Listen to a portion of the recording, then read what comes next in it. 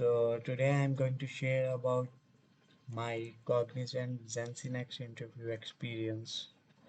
So most of you are thinking that did you really have knowledge of all of the skills that you mentioned while filling the form? Like if you choose full stack software engineers Java .NET. So did you really have knowledge of uh, Java in full stack? No, my answer is no. It's not necessary. And most probably they are not going to ask any of the questions. They are only going to ask the questions that whatever the things you mention into your resume, that's it. You are very clear about your resume, like if you mention that you are very good problem solver, then whatever the question they ask regarding uh, algorithms and all, you just uh, you just have efficient knowledge to answer those questions. That's it. And they are not asking any tough question. They are not even asking basic questions also. They are just asking the cakewalk type of questions. Tell the string whether it's palindrome or not. Or uh, you have given a string all the alphabet that came more than one time. You need to print all those alphabet who came more than one time. This is a simple hashing questions. Other than this, they are asking some basic question of oops dbms and basic question of hashing, what is hashing and all. So these are very basic questions. You not need to bother about this interview. The all over technical interview, if I rate in the scale of 10, then it's probably 2 or 3. The level of hardness. Very basic interview. You just ask very basic data structure questions and basics of OOP concepts. Not depth knowledge of OOPS concept. Only basic knowledge.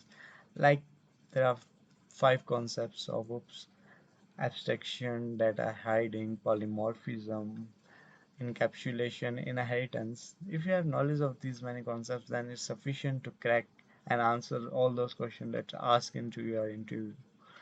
Uh, Apart from this, you have knowledge of not a knowledge but basic knowledge of DBMS, very basic knowledge, or very basic knowledge of SQL. In DBMS, even if you read about normalization, it's sufficient. Most probably they are going to ask question from normalization or add a few more topics of DBMS that you think are important. So that's sufficient. And in SQL also, if you have very basic knowledge of SQL and you know that uh, how to write SQL queries, that is sufficient. Just read out inner join, outer join, joins. Just read out joins and their properties and all. Uh, Apart from this, if you don't have knowledge of those languages that you use while making your projects, then it's also fine. You just tell the interviewer that yeah, I use JavaScript in my project, but I don't have any knowledge of JavaScript. I have very basic knowledge of JavaScript. At the end of the technical interview, the interviewer asks you to tell your top 3 skills. Then you mentions that my top 3 skills, whatever your top 3 skills, you just mention those skills. Then it's fine. This is the end of your technical interview. And now come to the HR interview. That's also a very basics, uh, what can we say, very basic HR interview where you need to tell about yourself and some questions regarding uh, your behavior. Like if I ask to one of your friend about you, then what's their answer? Or what's the last movie you watched?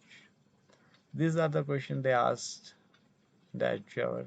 So just uh, don't lie to the interviewer. Just tell whatever you are. That's okay. That's fine to crack that interview.